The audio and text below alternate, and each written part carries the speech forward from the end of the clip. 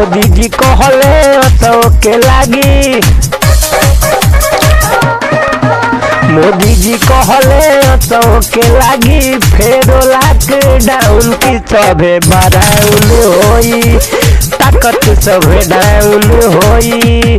Corona के चलते बंद हो जाई पूरा जमनिया टाउन की सभे लॉकडाउन होई, बाजार पूरा टाउन होई, फेरो लॉकडाउन होई।